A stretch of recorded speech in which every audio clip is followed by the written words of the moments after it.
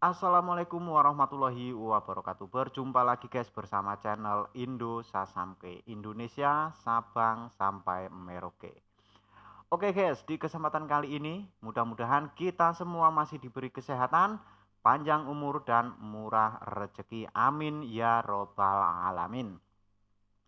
Oke, di video kali ini saya akan mereact sebuah video yang sangat menarik banget ini guys. Eh, Singapura dan Malaysia kebakaran jenggot karena Indonesia. Oke guys, gimana serunya videonya? Langsung saja kita saksikan.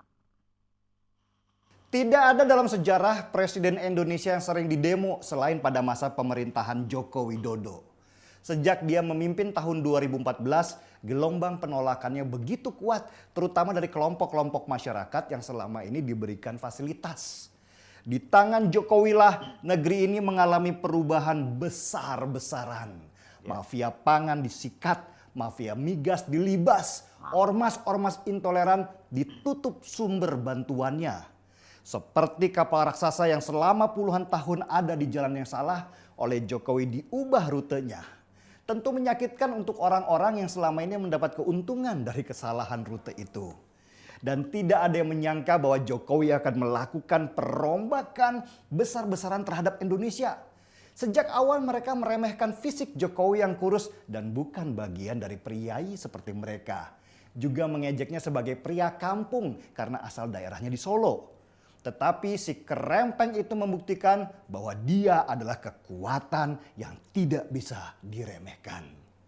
Selama ini Indonesia dikenal sebagai negara yang kaya akan sumber daya alam.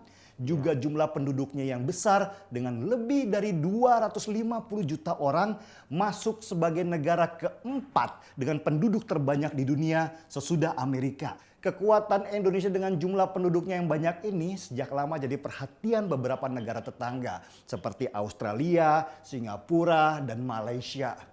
Bagi mereka, Indonesia adalah raksasa gemuk yang lamban. Meski negaranya kaya, orangnya banyak yang pemalas, mentalnya mental jajahan, dan pejabatnya korup semua. Sesudah era Soekarno, Indonesia bukan lagi jadi ancaman negara tetangga.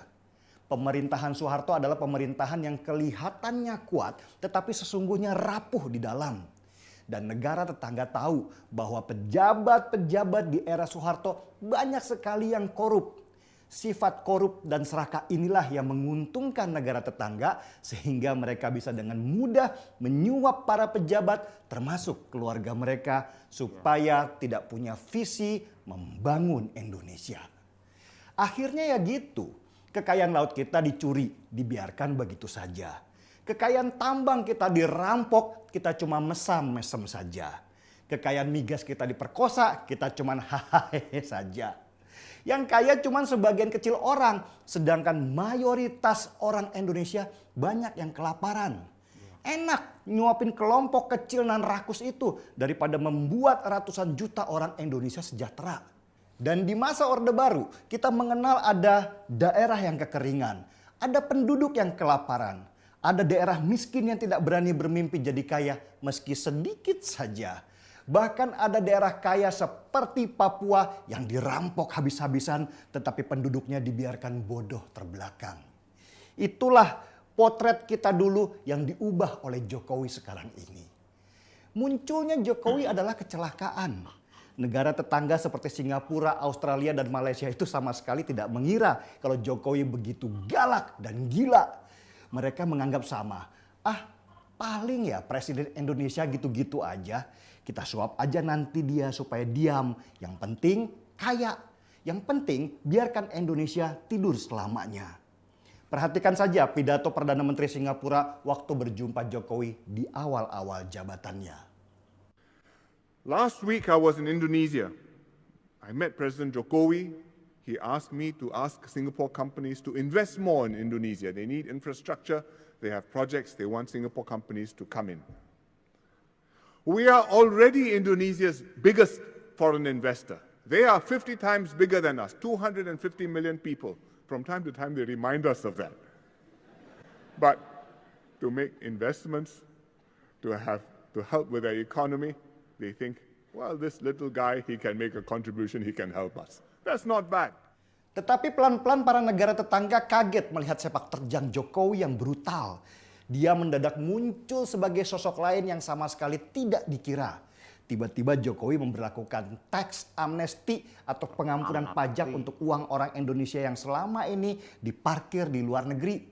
Singapura jelas panik karena banyak sekali orang Indonesia yang simpan duit mereka di bank-bank Singapura yang membuat bank mereka kaya raya. Kalau kebijakan tax amnesty diberlakukan, maka triliunan rupiah dana yang diparkir di negara mereka bisa pulang ke Indonesia. Dan itu bisa mengganggu sistem ekonomi di Singapura. Meskipun tidak akan membuat Singapura bangkrut karena mereka sudah terlalu kuat. Tapi cukuplah membuat Singapura meriang dan berpikir ulang bahwa Jokowi bukanlah orang sembarangan.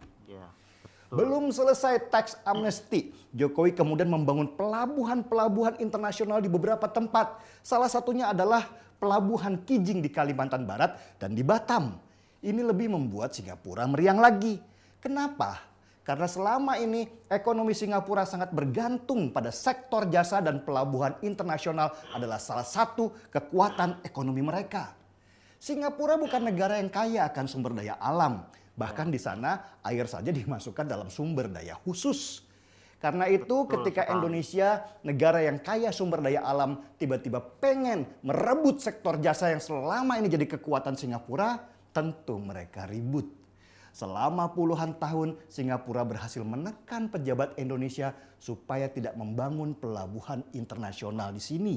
Karena itu bisnis utama mereka. Belum lagi dengan adanya Thailand yang juga sedang membangun kanal Kerak yang akan memotong jalur perdagangan internasional. Singapura pun makin kecekek jadinya.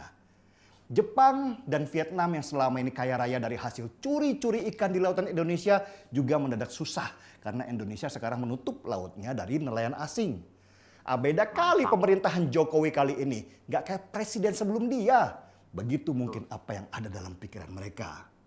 Sekarang dengan adanya Omnibus Law, Malaysia lah yang kebakaran jenggot. Malaysia yang sekarang ini aja negaranya sudah kejepit di Vietnam dan Thailand dalam hal mendatangkan investasi luar, harus pusing dengan munculnya Omnibus Law di masa Jokowi ini. Jelas banyak investasi asing yang tertarik untuk bangun pabrik di Indonesia. Selain tenaga kerjanya bisa jadi lebih rendah, kemudahan pun akan banyak didapatkan investor supaya mereka mau buka di sini. Dan ingat, satu lagi kelebihan Indonesia. Kita punya penduduk yang banyak yang jadi pembeli produk yang dibuat di negara kita. Itulah kenapa salah satu anggota parlemen Malaysia, Charles Santiago, ikut-ikutan protes munculnya Omnibus Law. Urusan dia apa coba selain hanya ingin membuat kericuhan di negeri orang. Dan dari penjelasan tadi kita akhirnya paham bahwa musuh kita bukan hanya para pengkhianat di dalam negeri, tetapi juga negara-negara tetangga yang takut negeri ini jadi besar dan akan merebut periuk nasi mereka selama ini. Indonesia buat mereka tidak boleh besar, karena itu ancaman buat ekonomi dan kebanggaan diri mereka. Dan dari situlah mereka banyak mengeluarkan dana supaya gelombang demi gelombang demo menghantam Indonesia lewat peran para kadrun dan SJW atau Social Justice Waria yang selalu jualan kesengsaraan demi perut pribadinya. Itulah kenapa Prabowo mengingatkan kalau demo Omnibus Law kemarin itu juga dibiayai oleh asing. Ya mereka itu negara-negara yang selama ini mengambil keuntungan dari tidurnya Indonesia dan sekarang terancam dengan bangkitnya singa dari Asia. Oke guys, menarik sekali videonya guys ya. Dari Bapak Jokowi awal menjabat sebagai presiden di Indonesia, Singapura meremehkan. Mereka melihat Bapak Jokowi dengan fisik yang kering kerontang. Tetapi Bapak Jokowi membuktikan bahwa dia bisa menghandle Indonesia dan membuat negara-negara tetangga kita menjadi panik dan kebakaran jenggot. Oke guys, saya jadi ingat pribadi saya mengatakan begini guys. Jangan melihat buku dari sampulnya doang. Dari sampulnya saja, lihat juga isinya. Begitu juga Bapak Jokowi, jangan lihat dari fisiknya, dari luarnya. tetapi kemampuan dalam mengolah negara, dalam memimpin negara ini. Oke guys, mudah-mudahan video ini bermanfaat dan jangan lupa like, comment, and subscribe. Oke, terima kasih. Saya akhiri. Assalamualaikum warahmatullahi wabarakatuh.